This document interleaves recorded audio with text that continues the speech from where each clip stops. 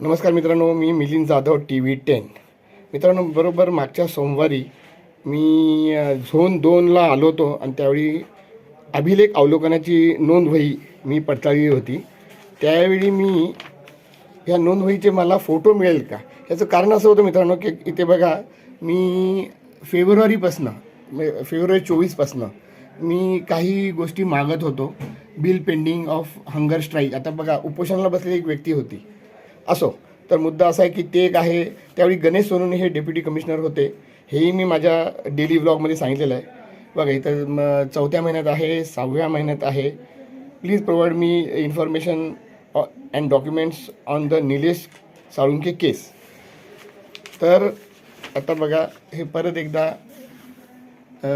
6व्या महिन्यात please provide me the following information. What are the updates on DP road at Bhimnagar Kothrud slum area. हे तर मी जेव्हा उदासाहेब होते तेव्हापासून मी मागतो आहे, पण आता मी लेखी लिहितो आहे. तर मित्रांनो, हे अभिलेख अवलोकनाचं एवढी चांगली व्यवस्था करूनसुद्धा जर ह्याच्यावर मला रिमार्क मिळत नसेल, इथे कुठेतरी फक्त एक रिमार्क दिसतोय मला, I have been following multiple issues from February till date, why am I not getting the required. आता हे अर्धवट यासाठी राहिलेलं आहे की त्यावेळी मला त्यांनी प्रॉमिस केलं होतं की थांबा तुम्ही लिहू नका, तुम्हाला ते मिळेल. तर हेही मला अजून पूर्णपणे मिळालेलं नाही आहे. तर मित्रांनो, हे आहे झोन 2चा अभिलेख अवलोकनाची परिस्थिती.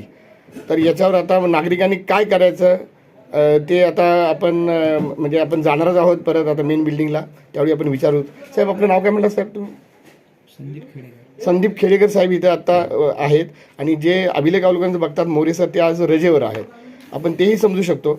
पण मागच्या आठवड्यात जेव्हा भेटलं होतं त्यावेळी संदीप खेडेकर सरांनाच मी फोटो काढू का नको हे म्हटलं होतं. तर ते म्हटले होते की वरिष्ठांना विचारून काढून हे, पण त्यावेळी परमिशन मिळाली होती. त्यावेळी फक्त फोटो काढून घेऊन गेलो होतो. तेही मी तुम्हाला दाखवीन मित्रांनो. आणि आता हे लाईव्ह शूटिंग बघा. आणि आता हे अभिलेख अवलोकनाचं जर दखल घेतली नसेल तर मग ह्या चांगल्या व्यवस्थेचा काय उपयोग आहे?